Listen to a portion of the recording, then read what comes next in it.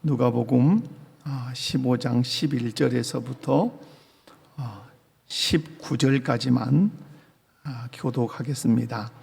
누가복음 15장 11절에서 19절까지만 교독합니다. 또 이르시되 어떤 사람에게 두 아들이 있는데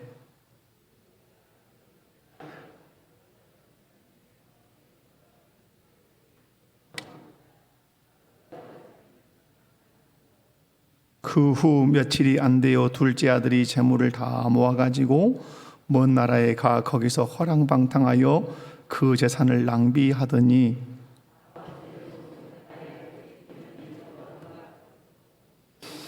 가서 그 나라 백성 중 한 사람에게 붙여 사니 그가 그를 들로 보내어 돼지를 치게 하였는데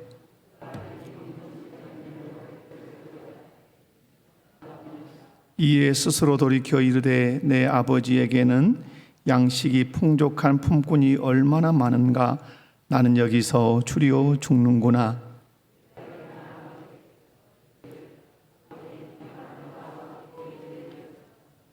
지금부터는 아버지의 아들이라 일컬음을 감당하지 못하겠나이다. 나를 품꾼의 하나로 보소서 하리라 하고. 아멘. 우리는 지금 누가복음 15장 11절 이하의 말씀을 지금 여러 시간 보고 있습니다.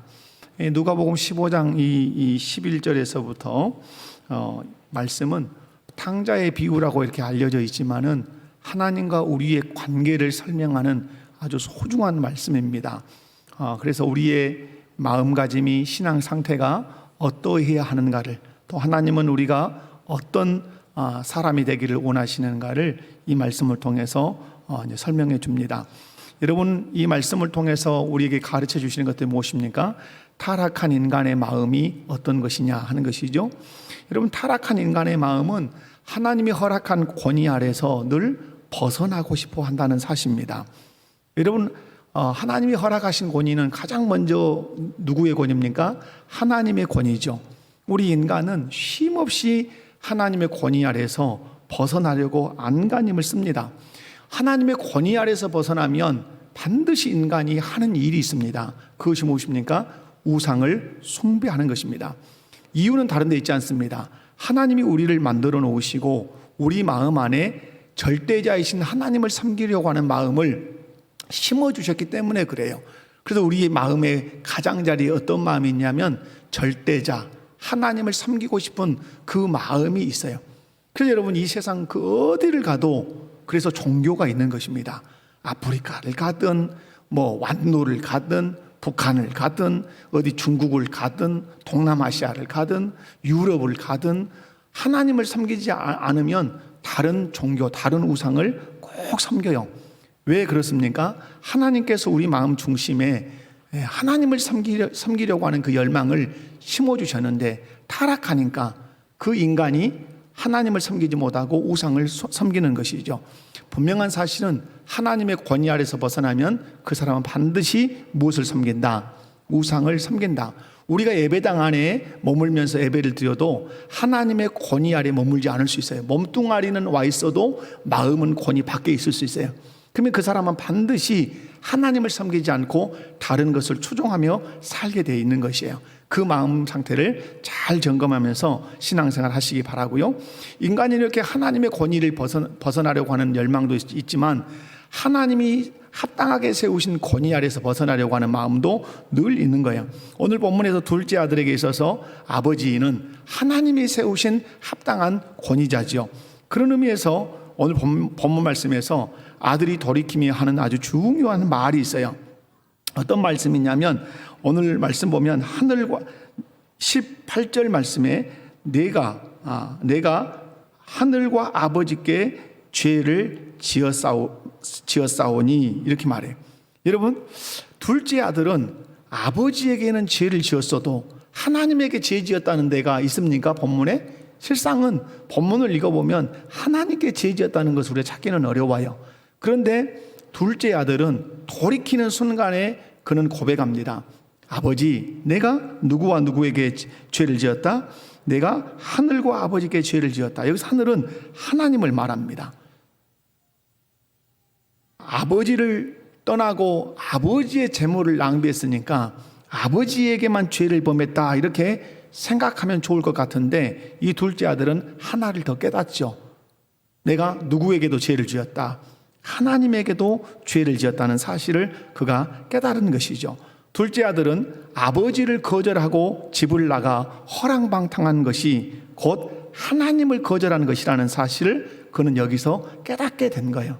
아버지 아래 있을 때는 그 아버지를 하나님이 세우신 권위자로 전혀 모르고 살았어요.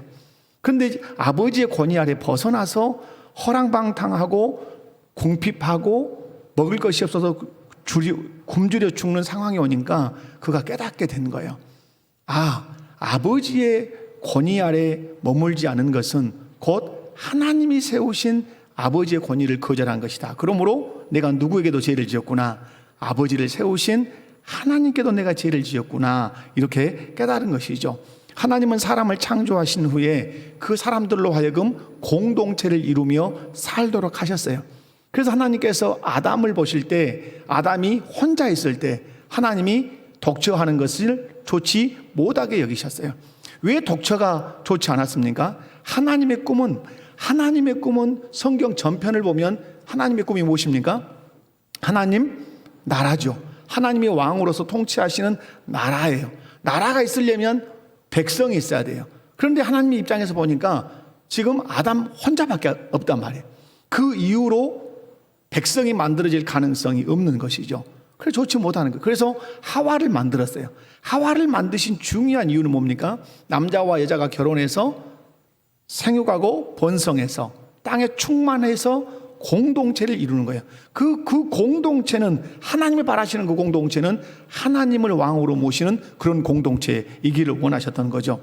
그런데 여러분, 그 공동체를 이루기 위해서 하나님께서 남자로 만드시고 여자로 만드셨어요. 오늘도 우리 사역자들과 잠깐 얘기를 사무실에서 이렇게 나누면서 부모 교육을 눈물 나게 시켜야 된다는 얘기를 제가 좀 했습니다. 지금 아이들을 기르는 엄마 아빠들, 우리 광신대 총장님으로 지금 재직하고 계시는 김경윤 목사님 오셔서 잠깐 설교 시간에 본인이 어디 갔다 왔다 그랬죠? 금남로에 집회에 갔다 왔다. 어떤 집회를 갔다 왔다? 제가 설교 시간에 몇 번 얘기했죠. 2022년 교육과정에 대한 얘기했단 말이에요. 지금 우리 엄마 아빠들은 지금 이 세상 교육이 어떻게 돌아가는지 잘 아실지 모르겠어요. 지금 보통 심각한 게 아니에요. 우리 아이들을 이 공교육의 현장에 맡겨놓을 수 있을까? 이 염려. 왜냐하면 출판사들이 너무나 급진적인 성경의 사상과 정반대되는 그런 교과서들을 만들어내요. 그래서 제가 말씀드리지 않습니까? 법도 무서운 거지만 무엇이 무서운 것이다? 교과서가 무서운, 교육이 무서운 거예요. 여러분, 하나님께서 남성을 만드시고 여성을 만드신 것은 생육하고 번성하고 땅에 충만해서 공동체를 이루게 하기 위함이에요. 그런데 그 공동체를 세우시고 나서는 그 공동체를 다스리도록 하나님이 그 공동체 안에 무슨 체계를 세우시죠? 권위 체계, 권위 질서를 세우신단 말이에요. 그러므로 어떤 공동체든지 간에 권위 질서가 있죠. 권위 질서가 없는 공동체는 있습니까? 없습니까? 존재하지 않습니다. 가정도 공동체로서 권위 체계가 있습니다. 교회도 공동체로서 권위 체계가 있습니다. 국가도 공동체로서 권위 체계가 있습니다. 직장도 공동체로서 권위 체계가 있습니다. 그 어떤 공동체도 권위 질서가 있단 말이에요. 왜 그렇습니까? 하나님께서는 공동체를 세우시고 그 공동체를 통치하시기 위해서 그 공동체 안에 권위 질서를 세우셨단 말이에요. 그러므로 공동체 구성원들은 인정해야 되죠. 내가 속한 공동체에 권위자가 있다. 그 권위자를 세우신 분이 누구다? 하나님이시다. 왜 제가 여러분 수없이 들었던 설교를 또 하고 정말 진절머리 날 정도로 많이 한다 이러실지 모르지만은, 여러분 이 베이스가 깔리지 않으면 여러분의 가정생활과 교회생활과 공동체 생활은 하나님이 기대하시는 공동체 생활을 할 수가 없어요. 가장 중요한 대목이기 때문에 그래요. 여러분, 그런 의미에서 볼 때 오늘 둘째 아들이 거하는 집에 권위자는 누구였습니까? 자기 아버지였습니다.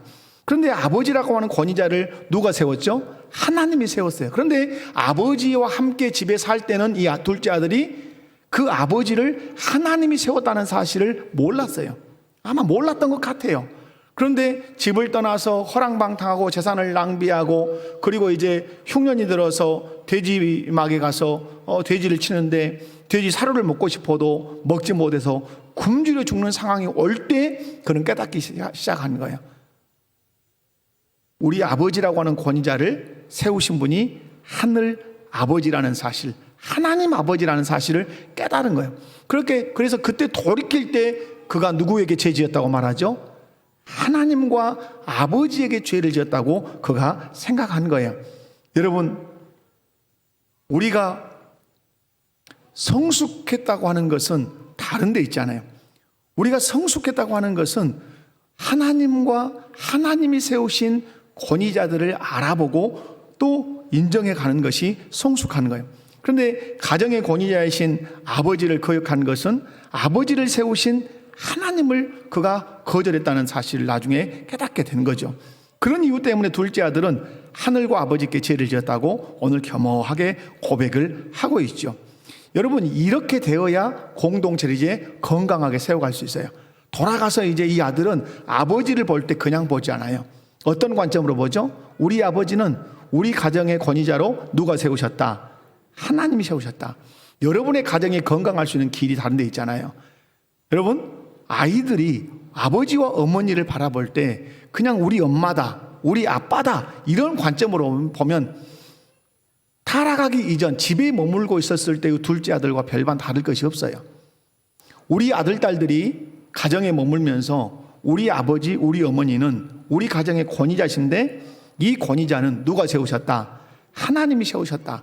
그러므로 아버지와 어머니의 말씀에 불순종하는 것은 아버지와 어머니를 세우신 하나님께 불순종하는 것이다 라고 하는 이 틀을 딱 가져야 우리 자녀들이 가정에서 바른 가정공동체를 이룰 수가 있어요.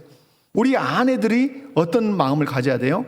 내 남편이 많이 배웠든 못 배웠든, 많이 가졌든 적게 가졌든 우리 가정공동체를 세우신 분이 하나님이시고, 그 가정공동체를 하나님이 원하시는 방식으로 다스리기 위해서 내 남편을 이 가정의 권위자로 세우셨다. 그래서 나보다 못 배울 수 있어요. 남편이 나보다 덜 건강할 수 있어요. 덜 똑똑할 수 있어요. 그러니까 무시하고 야박하게 대할 수 있습니까? 아니죠. 나는 보는 것이죠. 둘째 아들이 궁핍함을 후에 깨달은 것처럼 우리는 아는 것이죠. 내 남편이 비록 나보다 못 배웠지만, 나보다 좀 덜 똑똑한 것 같지만, 덜 건강한 것 같지만, 그럼에도 불구하고 내 남편은 하나님이 우리 가정에 누구로 세우셨다? 이 가정의 권위자로 세우셨다. 그리고 그 권위 아래 온전히 순복해 갈 때 하나님은 우리 가정을 하나님이 이끌어 가신단 말이에요. 제가 이번에 어떤 분들을 만나서 이렇게 식사를 하는데 자기 남편이 불신자란 말이에요. 예수를 안 믿어. 그리고 우리 성도님은 예수를 믿지요. 근데 남편이 뭔가를 자꾸 이렇게 뭘 이렇게 하겠다고 해서 이렇게 했단 말이에요. 그래서 자기 마음에는 이렇게 내켰는데 오늘 같은 이런 말씀들이 생각나기 시작했어요. 그래도 내 남편을 하나님의 권위자로 세우셨는데 한번 순종해야 되겠다 하고 순종했어요. 그런데 그 순종을 하고 나서 얼마나 마음고생이 심했는지 아팠단 말이에요. 아플 정도요. 내 마음이 그 용납이 안 되는 거예요. 이 말은 뭔 말이에요? 지금까지 누구 마음대로 했다는 거예요. 지금까지 내 마음대로 했는데 말씀을 듣고 보니까 내가 결정할 것이 아니라 남편이 결정해야 된다. 그 남편에게 그 결정의 권한을 양도하고 나니까 남편이 결정했단 말이에요. 그리고 나서 아팠어요. 맨날 며칠을. 그런데 지금에 와서는 하나님이 일하시는 것을 봤단 말이에요. 하나님이 일하시는 거. 하나님이 이렇게 하시구나. 그래가지고 자기 가정을 그 남편의 결정으로 말미암아서 정말 복되게 하셨단 말이에요. 그 고백을 하는 것을 제가 그저께 들었단 말이에요. 사랑하는 성도 여러분, 자녀들이 성숙했다고 하는 증거가 무엇입니까? 그것은 아버지, 어머니는 하나님이 우리 가정에 허락하신 권위자라고 하는 이 관점을 가지고 부모님을 대하면 그 자녀는 성숙한. 오늘 이 둘째 아들이 어디서 성숙해지는 거죠? 집을 나갔을 때는 철딱서니 없이 나가서 창기와 함께 아버지의 재산을 다 말아먹습니다. 그런데 궁핍에서 줄여 죽을 때 그가 딱 돌이키는 그 말 속에 성숙이 나타납니다. 우리 아버지는 하나님이 세우신 권위자였어.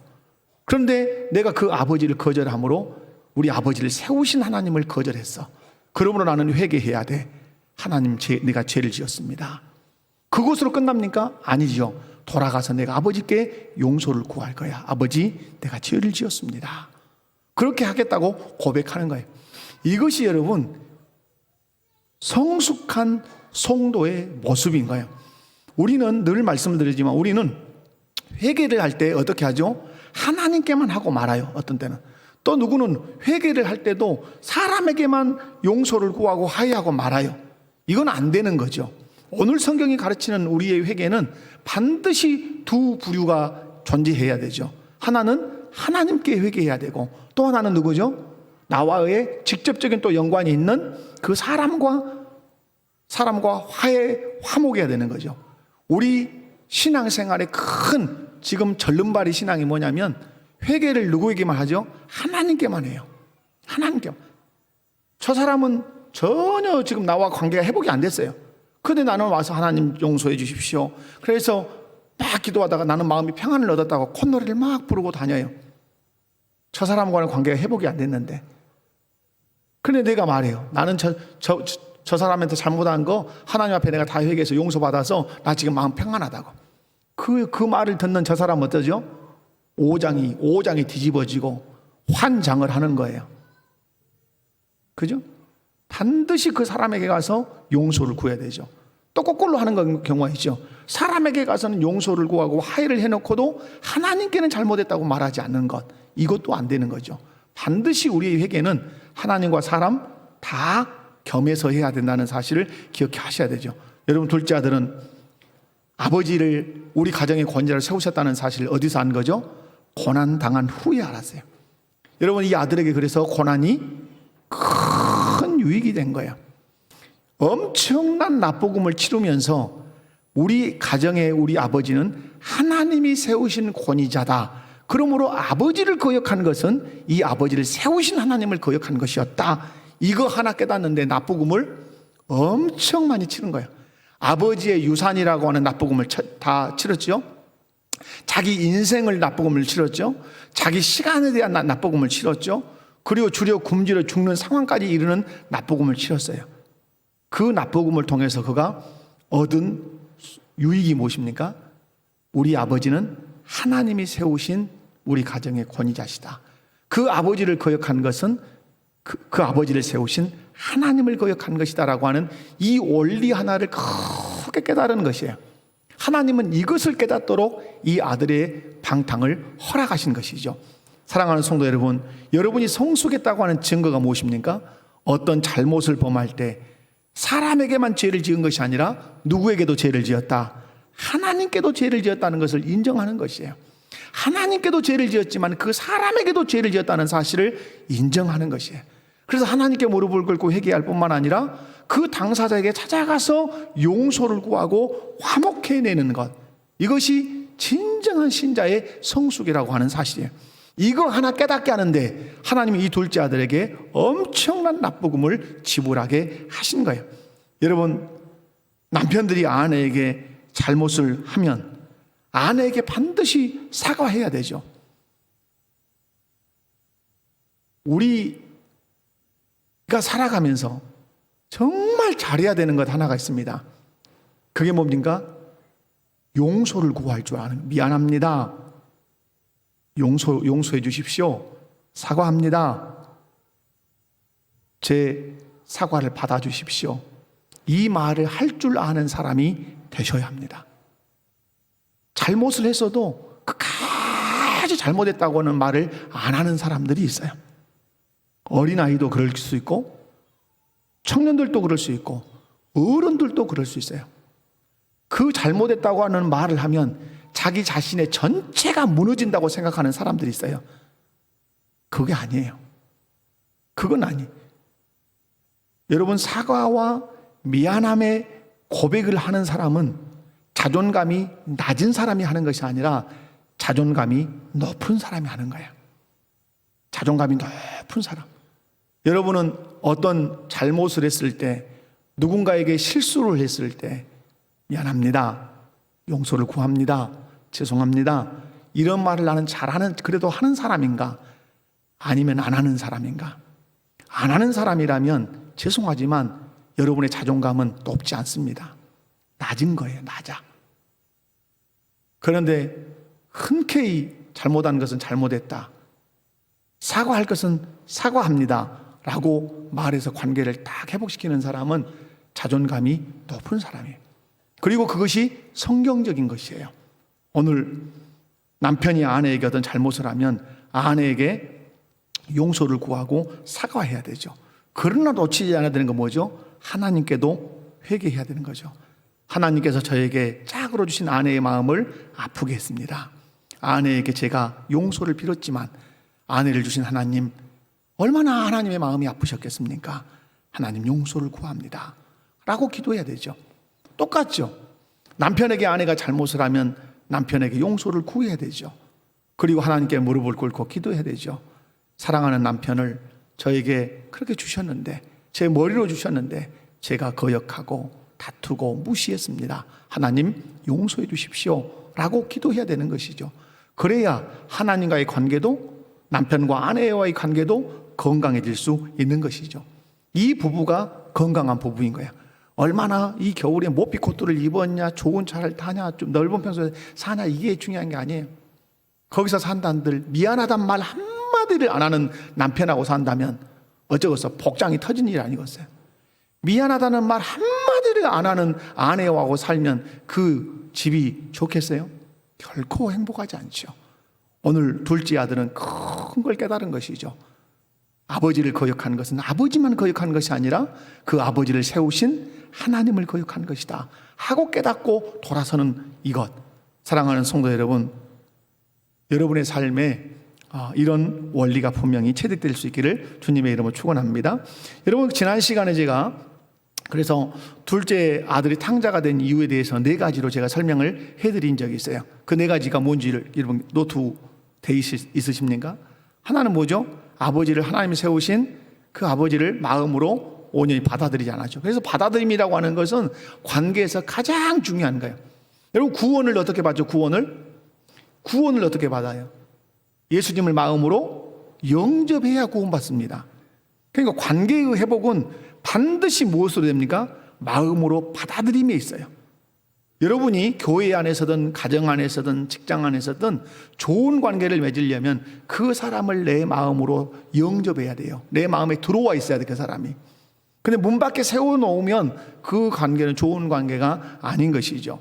둘째 아들 탕자가 된 이유는 아버지와 함께 밥을 먹고 아버지가 준 옷을 입고 아버지가 준 용돈을 쓰고 살았지만 그 자녀는 아버지를 마음으로 받아들이지 않았어요. 그리고 세상의 다른 권위자를 마음에 받아들였던 거죠. 그래서 나간 거예요. 그러므로 여러분의 마음 가운데 받아들이고 있는 권위자가 누군가를 점검하시기 바라고, 그 다음에 왜 이 사람이 탕자가 됐죠? 아버지의 마음을 읽고 기쁘게 하기보다 세상의 유혹에 빠져서 물질과 쾌락을 더 사랑한 거죠. 여러분, 사랑의 무게중심에 의해서 우리는 그쪽으로 움직이게 돼 있어요. 아버지를 사랑하면 아버지가 원하시는 일을 했을 거예요. 그러나 세상을 사랑하고 세상의 유혹을 사랑하고 세상의 쾌락을 사랑했기 때문에 이 아들은 아버지의 마음은 아랑곳하지 않고 세상으로 간 거예요. 세 번째가 뭐였습니까? 아들은 섬김보다 허비하는 쪽을 선택했어요. 그리고 책임보다 권리를 생각했어요. 우리는 섬기려고 해야 돼요. 섬기려고 해야 탕자가 되지 않을 수 있어요. 책임을 생각해야 돼요. 그래야 탕자가 되지 않을 수 있어요. 허비할 것을 생각하고 권리를 생각하면 우리는 충분히 탕자가 될 수 있어요. 뿐만 아니라 네 번째로 제가 지난 시간에 말씀을 드린 것은 가정 공동체 유익보다 누구 유익을 찾았습니까? 자기 중심, 자기 유익을 절대적으로 추구했던 거죠. 우리도 이렇게 살면 이 사람처럼 탕자가 될 수밖에 없다는 거예요. 여러분, 그러면 간략간략하게 또 몇 가지 살펴볼 수 있는 것은 아버지의 권위 아래서 떠난 아들이 어떻게 살았죠? 오늘 성경에 보면 허랑방탕하면서 살았다 이렇게 기록하죠. 형의 그 증언으로 보면 창기와 함께 아버지의 살림을 다 먹어버린 아들이다 이렇게 얘기하죠. 여러분, 권위 아래 거해야 할 사람이 그 권위자를 떠나면 그 사람이 잘 살 것 같죠. 그 사람은 방황하게 돼 있습니다. 합당한 권위자 아래 거해야 할 사람이 그 권위의 그늘을 떠나면 그는 반드시 방탕하게 돼 있어요. 허사를 경영하게 돼 있어요. 그게 시편 1편과 2편 말씀이라고 제가 말씀을 분명히 드렸어요. 시간을 낭비하고 물질을 낭비하고 인생을 낭비하게 돼 있어요. 여러분의 자녀들이 집에 머물고 있다 할지라도, 나와 함께 밥을 먹고 내가 사준 옷을 입고 내가 준 용돈을 받아 쓴다 할지라도, 여러분의 권위 아래 거하지 않고 다른 권위자의 말에 귀를 기울이면 여러분의 아이들은 반드시 허랑방탕하게 돼 있어요. 타락하게 돼 있어요. 그 결과가 무엇이죠? 망하게 돼 있어요. 에덴 동산에서 아담과 하와가 하나님의 권위 아래 머물지 않고 하나님의 권위를 벗어났어요. 그 결과 어떻게 됐죠? 그 결과 망한 거죠. 추방된 거죠. 오늘 본문에서 둘째 아들이 허랑방탕한 삶을 살다가 흉년이 드니까 어떤 직업을 선택했죠? 돼지 치는 직업을 선택했어요. 그럼 여러분 중요한 거 하나를 생각할 필요가 있어요. 돼지는 유대 땅에서 칠 수 있습니까? 없습니까? 돼지는 이스라엘 땅에 칠 수 있어요? 없어요? 없어요. 그럼 요단강을 기점으로 하면 요단 서편에서는 칠 수 없어요. 어디로 가야 칠 수 있죠? 요단 동편으로 가야 칠 수 있어요. 그곳이 거라사 땅이에요.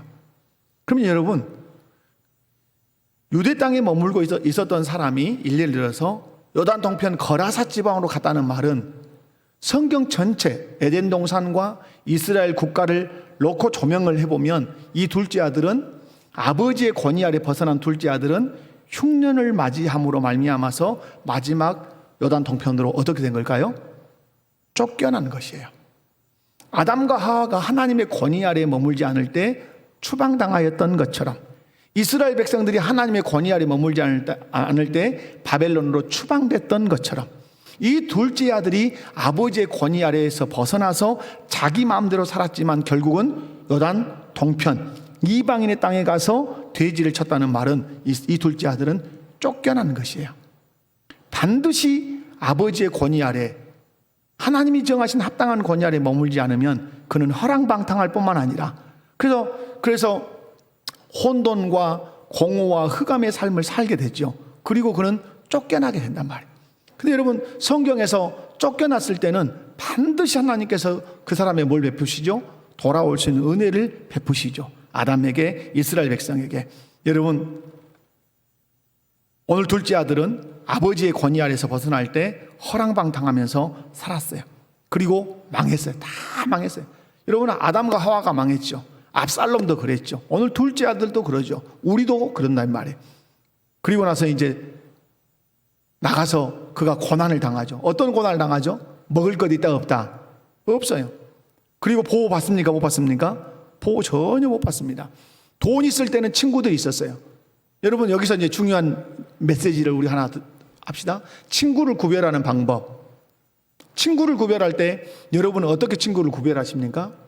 내가 뭔가 가지고 있을 때, 뭔가 유복할 때, 내 곁에서 막 나와 함께 즐기고 놀고 막 치고 달려다니고 구경 다니고 하는 사람이 친구라고 생각하시면 절대 안 됩니다. 친구는 언제 분별할 수 있죠? 내가 고난당할 때, 내가 병들었을 때, 내가 역경을 당했을 때, 내 곁에 머물러서 나를 도와주는 사람이 친구인 것입니다. 근데 오늘 본문에 보면 그 많은 재산을 쓸 때는 사람들이 엄청 많았죠. 그러나 아무도 없어요. 결국 친구가 있습니까? 없습니까? 없습니다. 하나님은 우리를 몰아세울 때 어디까지 몰아세우시죠? 혼자가 될 때까지 몰아세우십니다. 그리고 하나님과 자기 자신을 1대1로 대면하게 하시는 것이죠. 그래서 여러분, 우리에게 친구라고 한다면 유일한 친구는 누구밖에 없습니까? 예수님밖에 안 계십니다. 아멘이십니까? 피곤하시죠? 자, 옆에 분들 손잡고 한번 인사해 봅시다. 예수님만이 나의 친구십니다. 여러분, 왜 예수님만 여러분의 친구입니까? 예수님은 여러분에게 약속하셨습니다. 내가 너를 버리지 않고 내가 너를 떠나지 않을 것이다. 항상 내가 너와 함께 있을 것이다. 내가 가장 너에게 좋은 친구인 것은 내가 너를 위해서 내 생명까지 준 친구이기 때문이다. 그래서 내가 너에게 가장 좋은 친구다, 이렇게 말씀했어요. 그러므로 여러분, 애로우십니까? 사람을 찾지 말고 여러분을 떠나지 않냐고 함께 계시는 예수 그리스도를 늘 찾으시기 바랍니다. 근데 여러분, 왜 이런 둘째 아들이 궁핍하고 주리어 죽게 되죠? 여러분, 권위 아래서 떠나면 보호할 자가 있습니까? 없습니까? 없습니다. 이것은 모든 동물의 세계도 동일합니다. 무리지어 다니는 동물 중에 누가 맹수들의 공격을 받습니까? 여러분, 말들이 뛰어다니고 코뿔소가 뛰어다니고 수없는 무리지어 다니는 그 초원의 동물들이 있지만 누가 사자나 호랑이의 공격을 받습니까? 그 무리에서 벗어난 동물들은 거의 공격을 받습니다. 여러분, 어찌 동물의 세계만 그러겠습니까? 하나님이 세우신 합당한 권위와 그 공동체에서 벗어나면 맹수와 같은 사단마귀는 그냥 알아봅니다. 이 사람이 권위밖에. 여러분, 가출한 아이들을 노리는 사람들은 가출한 아이를 알아볼까요? 못 알아볼까요? 알아봅니다. 금방 알아봅니다. 여러분, 가출한 아이들만 노리는 사람들이 있어요. 저희 바로 이의 형이 경찰이었습니다. 언제도 그런 말씀 드렸는지 모르지만은 그래서 어떤 특수부 경찰이었습니다. 무슨 담당이냐면 소매치기 전담반이에요. 소매치기. 그러니까 소매치기는 이렇게 쫙 보면 그냥 이렇게 앉아 있으면 저 사람 소매치기 딱 압니다. 직업이라는 게 그렇게 무섭습니다. 자꾸 대하면 알아요. 그래서 이제 저희 위에 형이 경찰직을 그만두고 저희 매형이 이제 경찰이었거든요. 둘이 이제 당구치러 길을 걸어가는데 제 바로 위에 형이 보니까 딱 걸어가는 것과 행위가 걸어가 그 사람도. 그래서 자기 눈에 저 사람이 소매치기야. 매형한테 말하는 거야. 매형, 저 사람 소매치기야. 에이 사람아, 뭔 소매치기였는가? 따라가 봅시다. 잡았어요. 소매치기였어요. 저희 매형이 상 받았어요. 제가 지금 드리려고 하는 얘기는 다른 얘기 아니에요. 아버지의 어머니의 권위 아래서 아이들이 가출을 하면 그 아이들만 노리는 사람들이 있어요. 우리는 몰라요. 근데 그 사람들은 알아요? 몰라요? 알아요. 옛날에 인신매매단 있었지 않습니까? 그런 사람들은 그냥 서울역에서 딱 팔짱 끼고 있으면 내려서 플랫폼을 통해서 역 앞으로 딱 나오면 이게 가출한 사람인지 아닌 사람 금방 알아요. 여러분, 사단도 동일해요.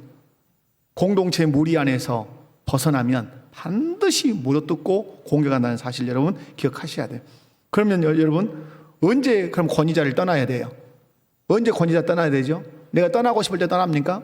그런 것들을 우리가 알아야 되죠.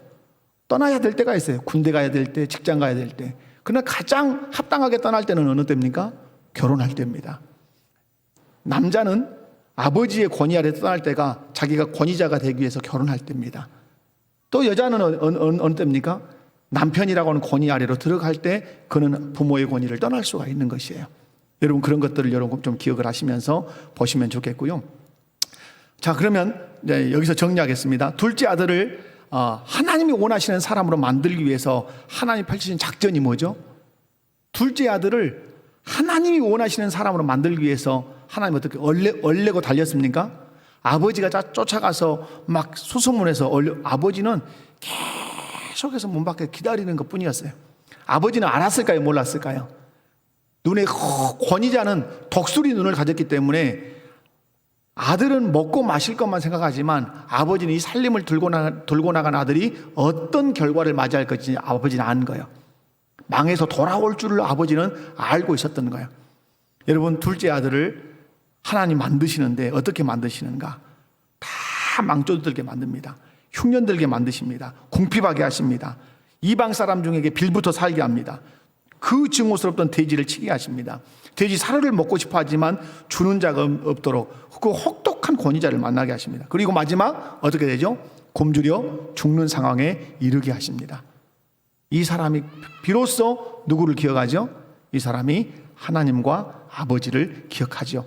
사랑하는 성도 여러분, 그렇다면 왜 이렇게 하시는 거죠? 여기 한번 읽어봅시다. 18절과 19절 읽어보면 시작.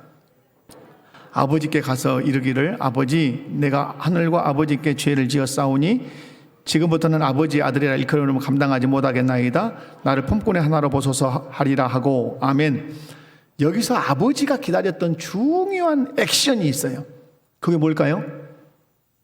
오늘 본문에서, 여러분, 오늘 본문에서 아버지가 기대하고 기다리고 있는 영역이 하나 있어요. 그건 뭘까요? 스스로 어떻게 했다고요? 자, 이 사람이 스스로 그 사람이 이제 돌이키게 돼요. 스스로. 17절에 있죠. 이에 스스로 돌이켜. 여러분, 이 누가복음 15장에는 비유가 몇 개 나온다 그랬어요? 3개가 나와요. 이른 양의 비유, 드라크마 비유. 이 비유는 다 주인이 어떻게 되죠? 찾아 나서요. 그러나 이 비유는 기다리는 비유예요. 기다리는 비유. 여러분, 오늘 하나님께서 우리에게 원하시는 게 뭡니까? 스스로 돌이키기를 원하시는 거예요. 이게 이제 우리에게 허락하신 자유의지예요. 여러분, 예정론이라고 하는 것이 복잡한 게 아니에요. 예정론, 우리로 하여금 불순종할 수 있는 그것을 허락하신 거예요. 불순종할 수 있는 것까지 허락하신 거예요. 그러나 하나님의 큰 계획 안에 우리가 살아가는 것이죠. 여러분, 예정론이라고 하는 것은 결정론이 아니에요. 내가 다 이렇게 해놨다가 아니에요. 하나님이 그렇게 만들어 큰 계획의 틀에서 하나님이 우리의 자유의지를 통해서 만들어 가시는 거죠. 그래서 여러분, 오늘 스스로 돌이키게 하죠. 그 다음에 누구를 기억했죠? 아버지를 기억했어요. 그리고 하나님을 기억했어요. 그리고 자신이 죄를 지었다는 사실을 깨닫고 회개하게 만들었어요. 그리고 돌아갈 마음을 갖게 했어요. 그리고 마지막에 그게 뭐죠? 아버지와의 관계, 하나님과의 관계를 회복하게 했어요. 정리하면 그거예요. 하나님이 왜 이렇게 타락한 이 둘째 아들을 고난과 역경을 만나게 하셨는가? 고난과 역경은 둘째 아들이 망하게 하는 데 목적이 있지 않다. 돌이키는 데 목적이 있다. 돌이킴의 목적이 무엇입니까? 하나님과 아버지의 관계를 회복하는 데 있습니다. 말씀을 정리하면 그렇습니다. 여러분의 삶에 어떤 고난이 있을 수 있습니다. 왜 하나님 이런 고난을 허락하시냐고 하나님께 짜증 부리기보다는 내가 어떤 영역에서 돌이켜야 할 영역이 있는가? 어떤 영역에서 사람들과 관계를 회복해야 되는가? 어떤 영역에서 하나님과 관계를 회복해야 되는가를 점검하는 데 더 집중하신다면 여러분의 그 고난이 결코 여러분에게 헛되지 않을 것입니다. 오늘 둘째 아들 떠났지만 결국 이 둘째 아들이 완전히 아버지와 하나님과의 관계를 회복해서 돌아오는 것을 우리가 보게 됩니다. 하나님이 오늘 또 원하시는 것이 뭐죠? 너와 나의 관계가 회복되기를 원하고 내가 허락한 그 공동체의 권위자와 네가 관계가 회복되기를 원하고 네가 속한 공동체의 구성원 한 사람 한 사람과 관계가 회복되기를 원한다는 중요한 메시지가 오늘 본문 안에 들어있습니다. 기도하겠습니다. 아버지 하나님, 감사합니다. 늘 듣고 들었던 말씀들을 쉼없이 반복할 수밖에 없습니다. 우리는 공동체 생활을 하고 있기 때문에 그렇습니다. 공동체 생활은 내가 하고 싶은 대로 하는 것이 아니라 하나님이 세워놓으신 그 질서 안에서 행해야 하기 때문에 그렇습니다. 우리 안에는 그러나 그 권위로부터 떠나고 싶은 열망이 가득 차 있습니다. 이것을 어떻게 이길 것인가? 떠났다면 어떻게 돌아와야 할 것인가? 잘 점검해서 하나님과 사람 앞에서 또 하나님과 사람과의 관계에서 바르게 공동체를 세워가는 우리 모두가 되게 해 주옵소서. 예수님의 이름으로 기도하옵나이다. 아멘.